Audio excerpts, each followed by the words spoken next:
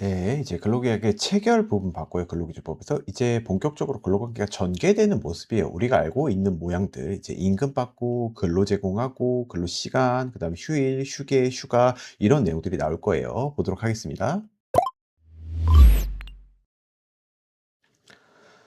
네, 제3절 노동관계 전개 보겠습니다. 근로계약 체결을 했고요. 근로계약 체결에 따라서 어떤 의무들이 발생한다? 주된 의무로서 근로를 제공하고 임금을 지급해야 되는 의무가 발생해요. 서로 간에, 근로자와 사용자 간에 그런 이제 주된 권리 의무가 발생을 하게 되는데 가장 중요한 게 뭐다? 임금에 관한 내용이겠죠. 임금에 관한 내용. 첫 번째 임금이란 사용자가 줘야 돼요. 사용자가 근로의 대가로 줘야 되고 근로의 대가가 아닌 거 예를 들어 뭐 어떤 뭐 이제 축하한다라는 의미로 줬다든지 이런 것들은 임금이다 아니다 아니다. 근로자에게 줘야 되고요. 임금 봉급 그밖에 어떤 명칭으로든 명칭 불문한다. 지급한 일체의 금품을 말한다라고 되어 있습니다. 제가 말씀드리기를 우리 근로기준법은요. 임금이란 걸 정의를 해 놓고 그다음에 평균 임금과 통상임금으로 나눈다고 말씀드렸어요. 임금이란 뭐다 한마디로 정의하면 근로의 대가이고요. 임금을 통상임금과 평균임금으로 나누는 이유는 어떤 것들을 산정할 때는 평균임금을 쓰고 어떤 것들을 산정할 때 통상임금을 쓰고 이런 식으로 사용 목적에 따라 달라져요. 어떤 특정 수당, 근로기준법에 따라 어떤 특정 뭐 임금을 산정할 때는 평균임금 산정해라. 어떤 걸 산정할 때 통상임금을 산정해라. 이렇게 목적에 따라 달라요. 그럼 그 성격은 어떻게 되느냐? 평균임금은요. 사후적이고 그다음에 어떤 생활 보장적 목적을 가져요. 그다음에 통상임금은요. 사전적이고 평가적인 의미가 좀 더 강하거든요. 그러니까 예를 들어서 그러니까 사후적으로 산출하고 생활 보장적인 성격을 가지는 것들은 뭘로 산정하겠어요? 평균 임금 산정하겠죠. 그러니까 예를 들어 퇴직금 같은 거.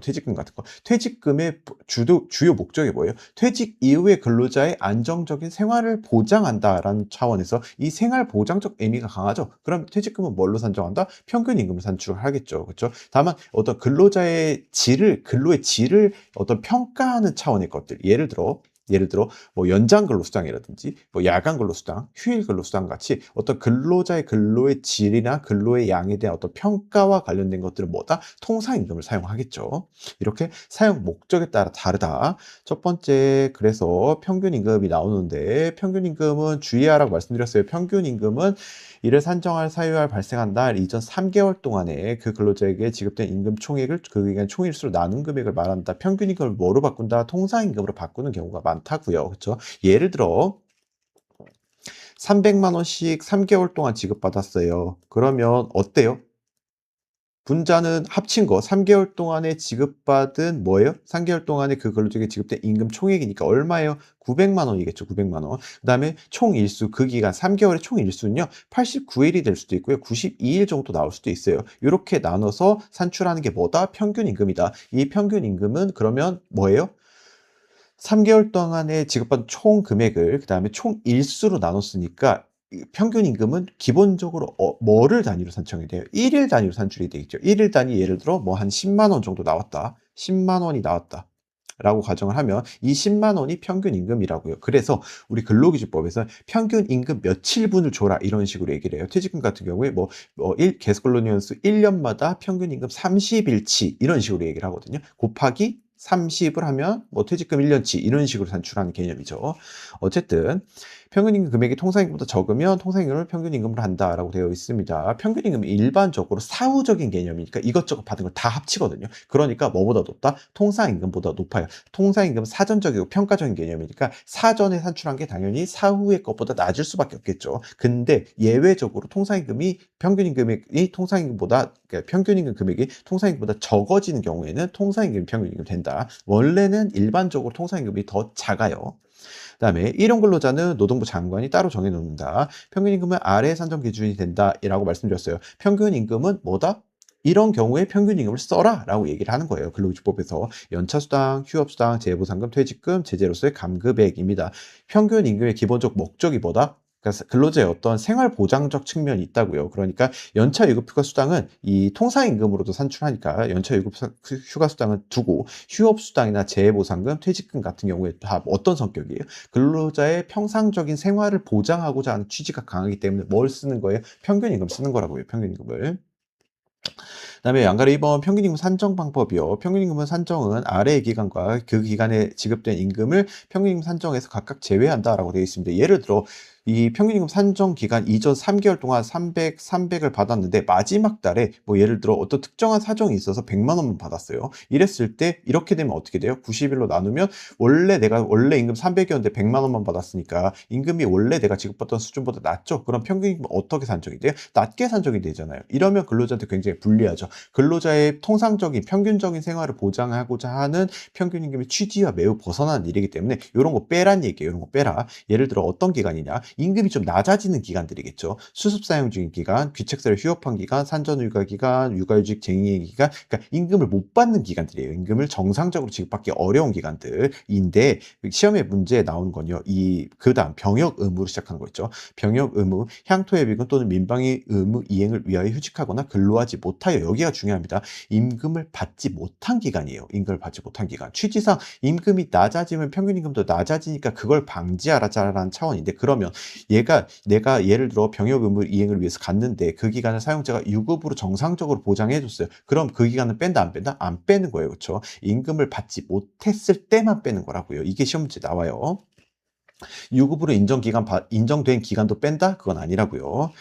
됐고요. 그다음에 통상임금이요. 통상임금. 통상임금이야 근로자에게 정기적 일률적으로 소정근로 총근로에 대해 지급하기로 정한 시간 1급, 주급, 월급, 도급 금액을 말한다라고 되어 있습니다. 통상임금이란 뭐라고요? 사전적이고 평가적인 개념이에요. 미리 정해져 있는 거예요. 근로자의 근로의 질과 양을 미리 평가해서 너의 통상임금은 이 정도 수준이고 이 정도 수준이니까 너의 뭐 휴일근로수당, 연장근로수당 이런 것들은 이걸로 산출한다. 이렇게 된다고요. 보면 평균임금의 최저보장 우리 좀 전에 봤어요. 평균임금이 일반적으로 더 높지만 평균임금이 통상임금보다 낮은 경우에는 통상임금의 평균임금을 한다라고 되어 있어요. 그다음에 해고 예고수당, 연체 예고 휴가수당, 출산 전후 휴가수당, 연장 야간 휴일 근로수당 같은 경우 뭘로 산출한다? 통상임금을 기준으로 산출한다고요. 연차 예고 휴가수당은 위에 평균임금에도 들어가고 여기도 들어가거든요. 둘 다 산출이 가능해요. 나머지 것들은 한번 보시면 되고요. 그다음에요. 임금지급의 원칙, 임금지급의 원칙. 직전 통일 이런 식으로 기억을 하는데 직전 통일 뭐 그닥 중요하진 않아요. 그러니까 뭐 직전 통일까지 암기하실 필요는 없는데 어쨌든 이런 원칙들이 있구나 정도는 아셔야죠. 통화 지급의 원칙이요. 임금은 뭘로 줘야 된다? 통화로 줘야 된다. 임금은 통화로 지급해야 돼. 통화가 뭐예요? 강제 통역력이 있는 화폐죠. 강제 통용력 있는 화폐. 다만 법령 단체협약에 특별한 규정이 있는 경우에 통화 이외의 것으로 지급할 수 있다. 왜요?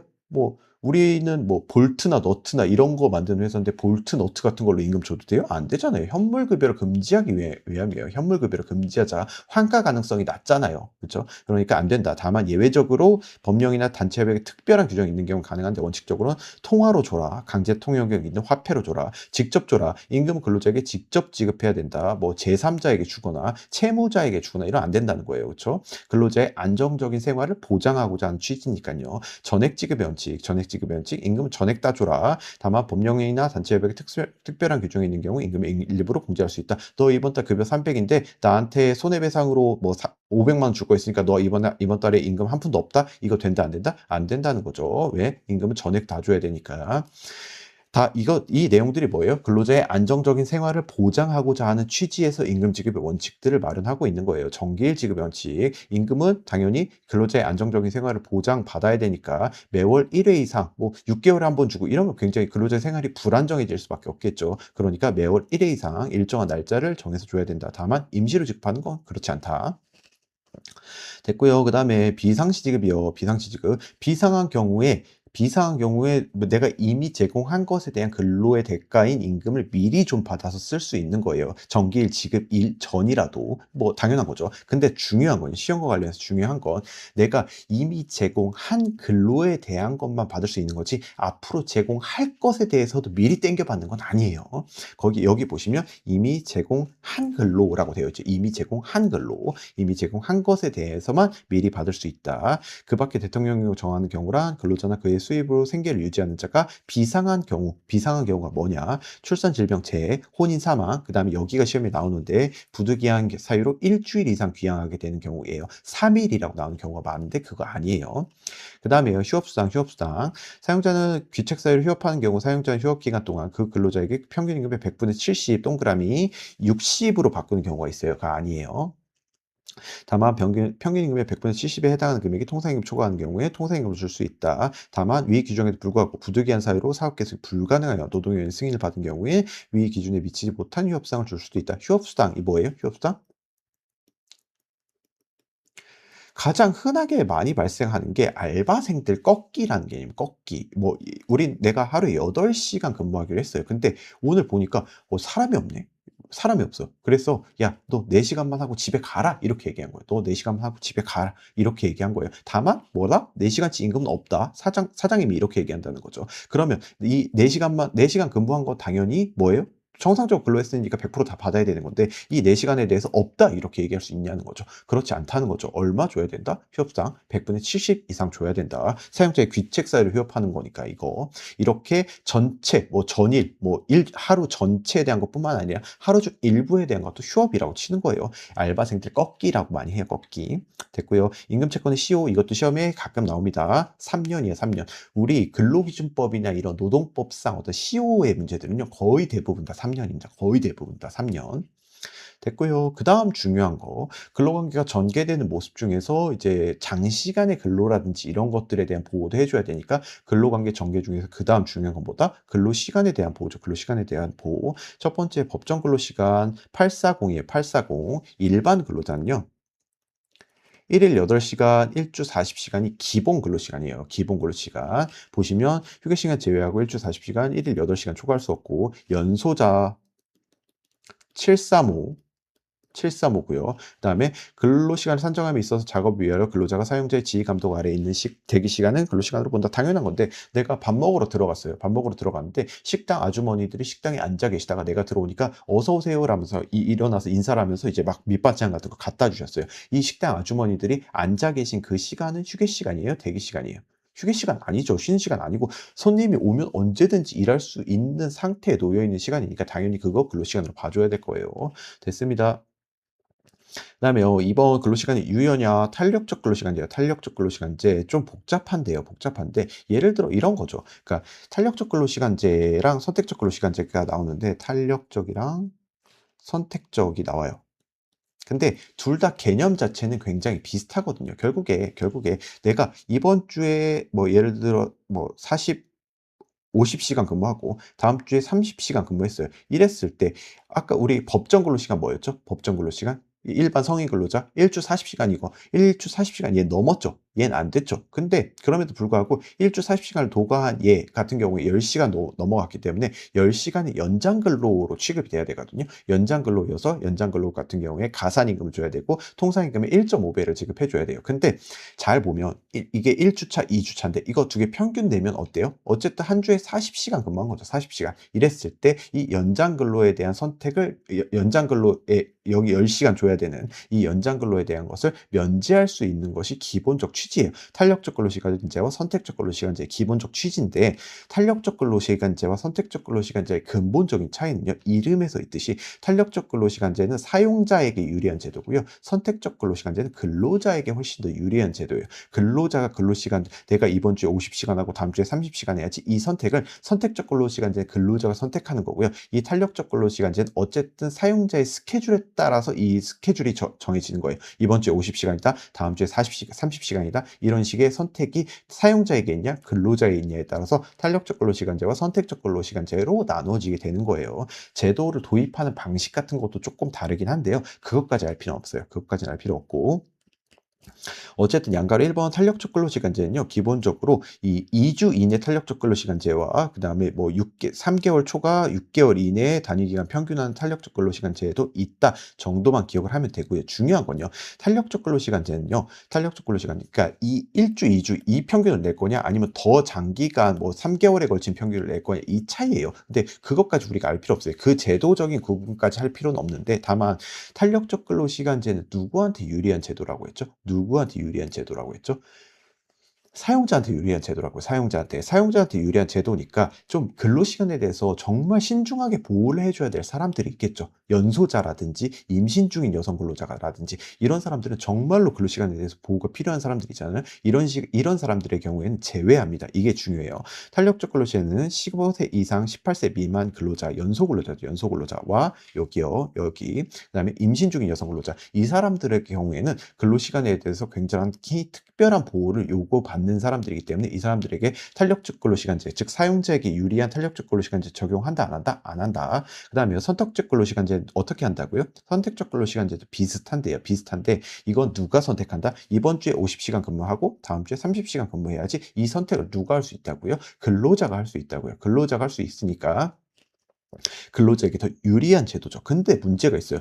조금 전에 탄력적 근로시간제 같은 경우에 어땠어요? 탄력적 근로시간제 같은 경우에는 근로자에게 특별한 보호를 해 줘야 되니까 15세 이상 18세 미만자에겐 적용하지 않는다라고 배웠는데 선택적 근로시간제는 근로자한테 유리한데 왜 배제하지? 라는 생각이 드실 수도 있죠. 그쵸? 그거 좀 이상하잖아요. 왜 다르냐면요. 우리 위에서 봤어요, 위에서.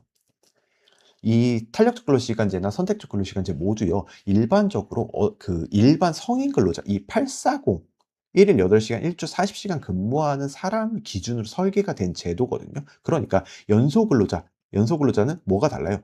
이 사람들과 기본 세팅값 자체가 달라요. 탄력적 근로시간제나 선택적 근로시간제는 모두 요걸 기준으로 만들어졌는데 요게 다르잖아요. 기본적인 체계 자체가 다르기 때문에 연소 근로자의 경우에는 비록 선택적 근로시간제가 근로자에게 유리하더라도 적용될 여지가 없는 거예요. 그 차이를 기억하셔야 돼요. 됐습니다. 보고 넘어가고요. 그다음에 양가로 3번 외근 간주 시간제라는 게 있어요. 외근 간주 시간제. 그러니까 이 사람이 출장이라든지 이런 것들로 인해서 이제 근로시간 산출이 어려운 거죠. 맨날 밖에 나가 있어서 몇 시에 시작하고 몇 시에 끝냈는지 이런 것들을 알 길이 없는 거죠. 그랬을 때 야, 우리 그냥 합의로 이 정도 시간을 근무한 것으로 간주하자라는 게 외근 간주 시간제예요. 첫 번째, 소정 근로 시간을 첫 번째로 봅니다. 이랬을 때 몇 시간을 외부에서 근로한 것을 볼 것이냐에 대해서 첫 번째, 이 사람과 이 사람이 처음에 근로 계약을 통해서 미리 사전에 정한 소정 근로 시간이 첫 번째예요. 근데 소정 근로 시간으로 보기에 좀 불리한 경우도 있죠. 실제 소정 근로 시간보다 더 필요한 경우도 있을 거 아니에요. 이랬을 때 통상 필요한 시간, 그다음에 뭐다? 서면 합의로 정할 수도 있어요. 이도 애매하고 저도 애매하니까 이랬을 때 서면 합의 시간 이렇게 세 가지 순서대로 기억하시면 될 것 같고요. 그다음에 양가로 4번 재량 근로 간주 시간제 이제 업무의 성격상 이제 어떤 근로자의 재량권이 굉장히 강한 것들이 있어요. 뭐 디자인이라든지 굉장히 고도의 전문적 사무라든지 이런 것들은 사실 근로 시간에 대한 어떤 통제보다도 근로자의 재량에 맡겨져 있는 경우들이 있거든요. 이랬을 때 이것도 근로자 대표가 서면 합의로 근로한 시간을 이제 그 근로 시간으로 정할 수 있다라는 내용이에요. 그다음에요.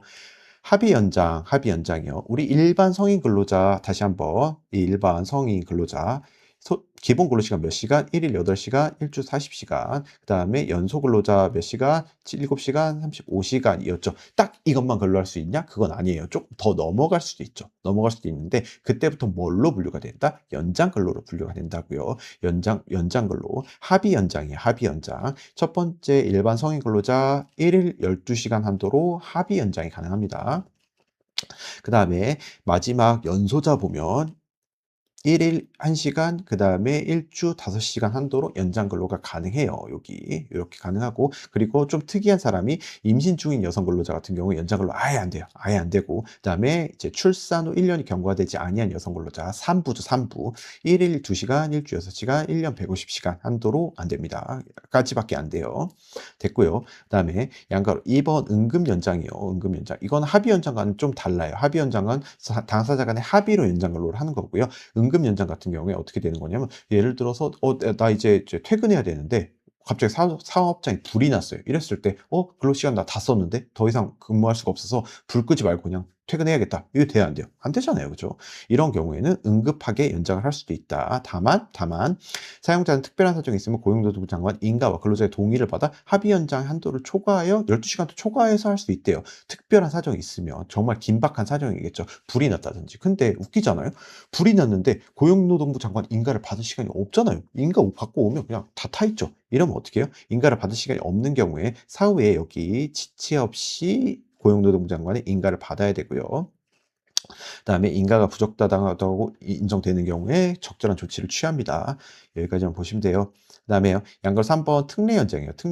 연장. 우리 기본적으로 12시간 시간까지 연장 근로가 가능하다고 했는데 정말 특수한 업종들, 이 업종 같은 경우 12시간 시간 같아서 도저히 안 돼라는 업종들이 있을 수 있잖아요. 그쵸? 그런 업종들 같은 경우에는요. 예외적으로 12시간 시간 초과해서 연장 근로도 할 수 있습니다. 할 수 있어요.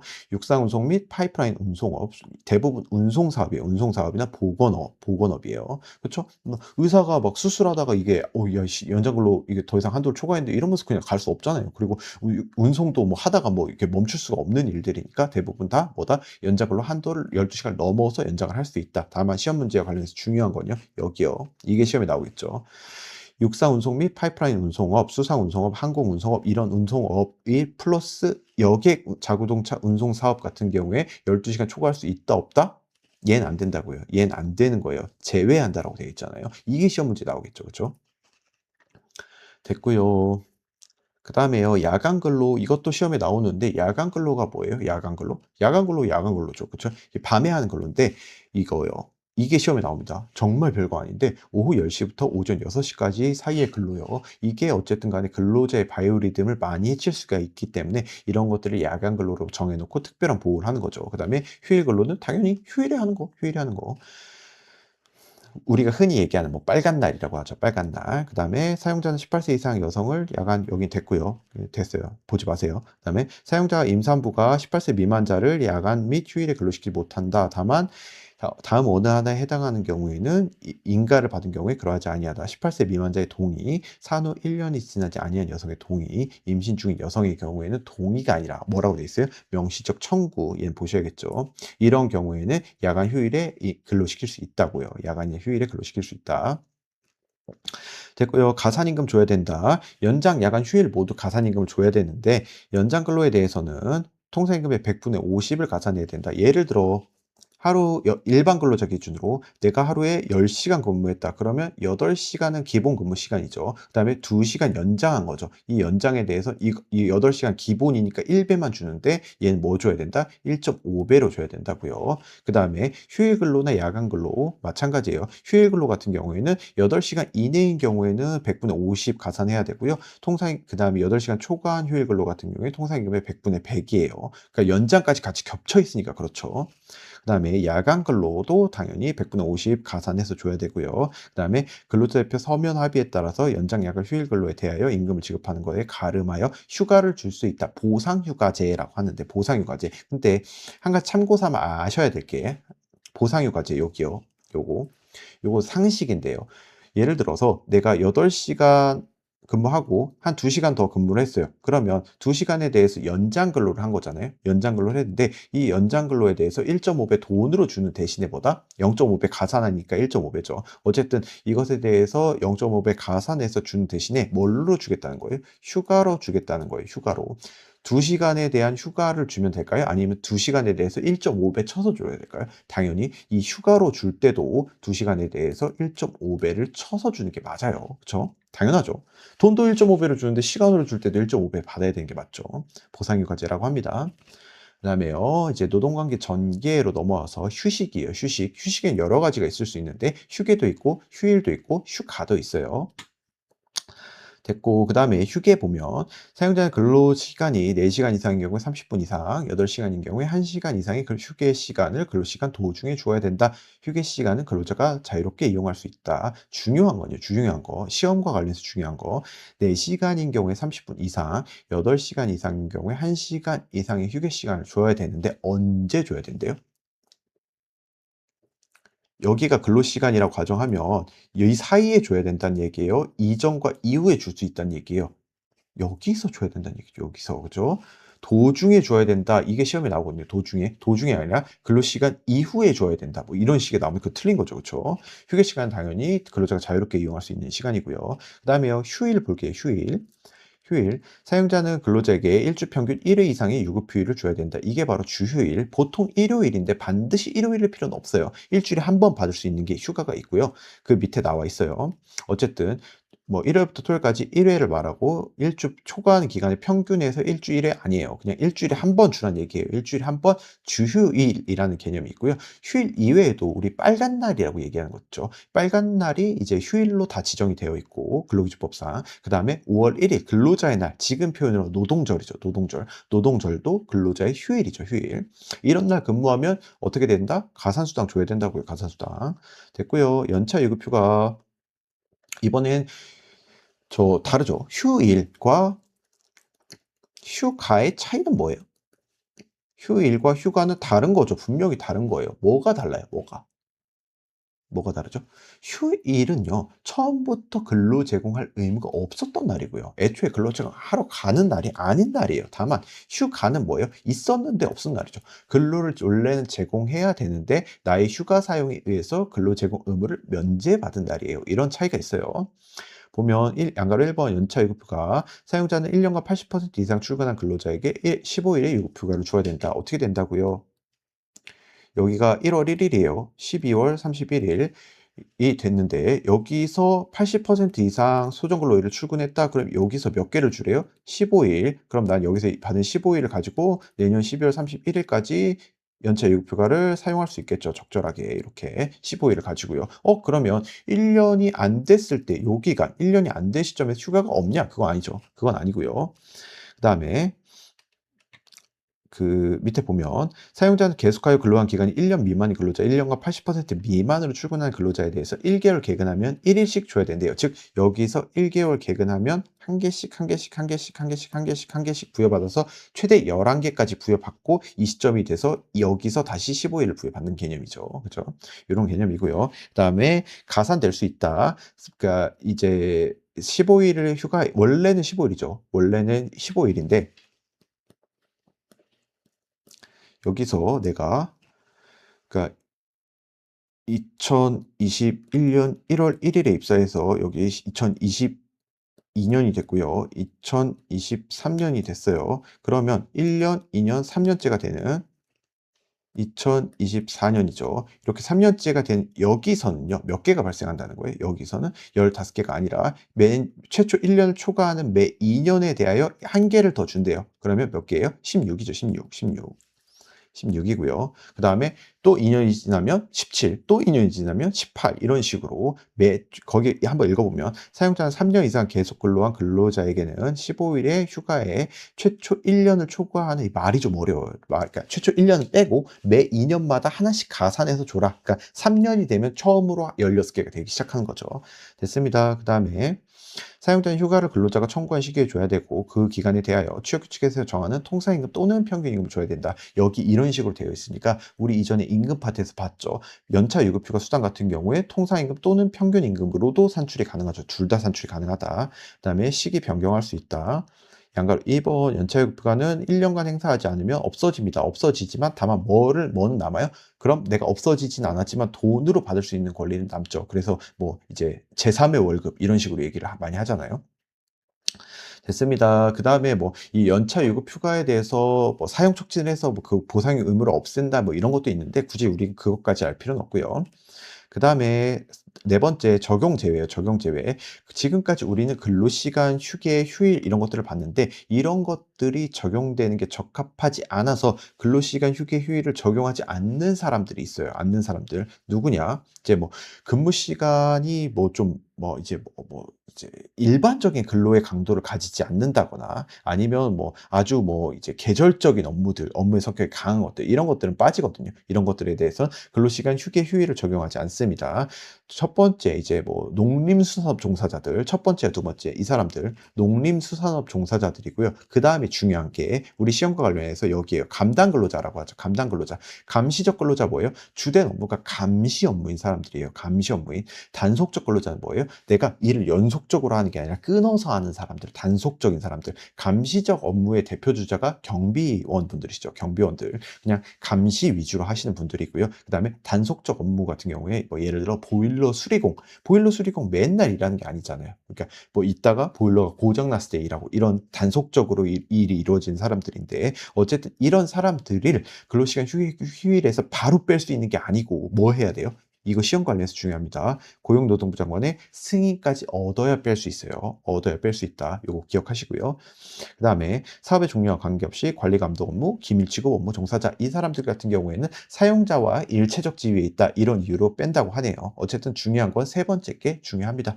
여기까지 보시고요. 우리 이제 마지막이에요. 근로기준법에서 마지막 근로관계가 종료되는 모습 보면 근로기준법도 마무리가 되고요. 다음 것부터는 진도 굉장히 빨리 나갈 거니까 잠깐만 쉬었다가 노동관계 종료 한번 보도록 하겠습니다.